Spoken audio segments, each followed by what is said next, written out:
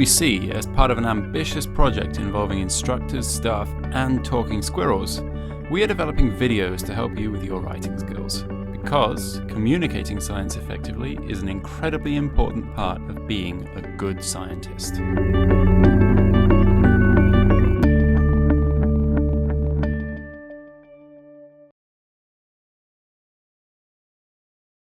Grammar Squirrel is writing a journal-style paper for her conservation class about the plight of the European red squirrel and how it can be helped.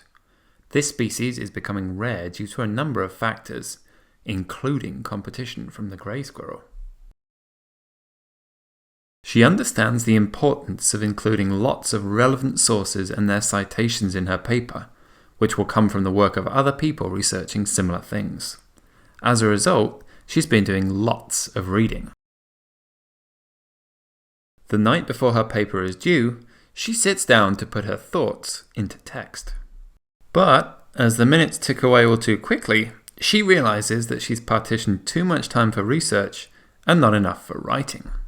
And that's actually the least of her problems. Despite the depth of her content knowledge, she's finding it really hard to construct a logical piece of work, or even to focus on a central idea. Many of her paragraphs are repetitive, or they don't link well with one another, and there's too much focus on some points compared to others. At this point, it's all too much to take. And the next day, a tired and disheartened grammar squirrel submits her paper. And a couple of weeks later, she's upset, if not surprised, when she retrieves her graded paper. However, the tip to use an outline gets her thinking. Grammar Squirrel has heard about using outlines before, but she doesn't know where to begin in creating one. So, to find out more, she decides to visit a tutor at the writing centre. The tutor tells her that it's a good idea to make brief, summary-style notes when she's first reading material that might be usable. And she also says to make sure she doesn't lose track of which sources the information comes from, because she'll need to cite these sources in the final paper. Because the paper she's writing is supposed to be in journal article format, much of this background reading and supporting information will add great detail to the introduction and discussion sections. Then, she says, it's important to plan how to logically approach the piece of writing you're about to produce. This will involve breaking it down into the different sections that you'll need to address before you start writing anything. Imagine the contents page of a book. That's roughly what the outline should look like, with each chapter taking a new direction, building on what came before.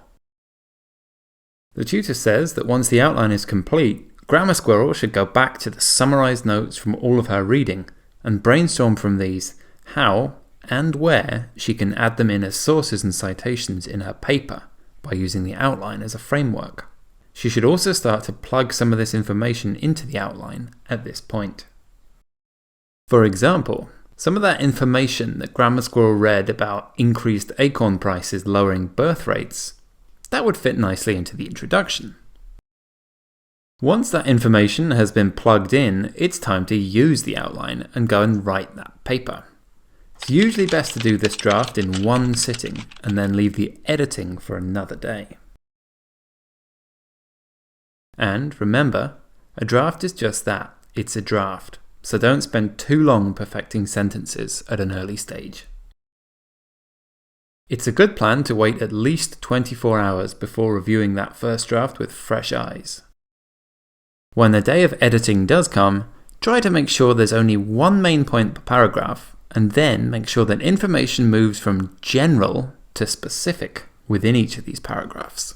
The reason for this, says the tutor, is that you should ensure each paragraph begins with a topic sentence, which is basically a general summary, or a signpost if you like, of what the reader can expect to read in that paragraph alone. If someone is in a real hurry, they should be able to read the topic sentences alone and have some idea of the argument you have made, and the logical path that it has taken.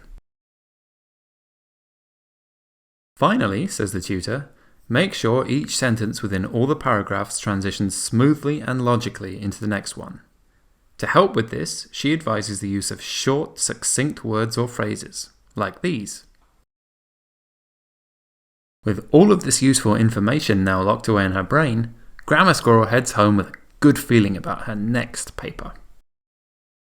So this time, as she's doing her reading, she makes those little summaries that she was advised to, and then she draws up her outline a few days before starting to write her paper. When it comes to writing, Grammar Squirrel puts her thoughts into text fairly quickly, and by using her outline, she feels that the level of detail is appropriate in each section, which leaves her with some time to chill out in front of her favourite show before bed. Then, in a couple of nights' time, she sits down to begin the editing process. In doing this, she checks that all of her topic sentences and her transition words and phrases link all the sentences together smoothly. And soon after, she hands her essay in after a good night's sleep, and she can be happy that she's done all of her hard work justice, no matter what grade she receives. To recap, although many squirrels and people think that writing an outline is a waste of time,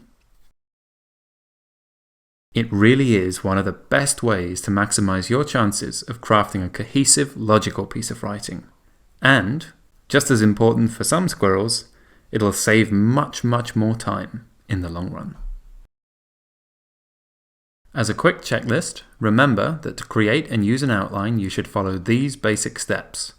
1. Draw up a list of sections, headings, and subheadings. 2. Fit your research into these. 3. Write each section. 4. Pay attention to writing effective topic sentences and using effective transitions. 5. Wait at least 24 hours before editing the draft you've just completed.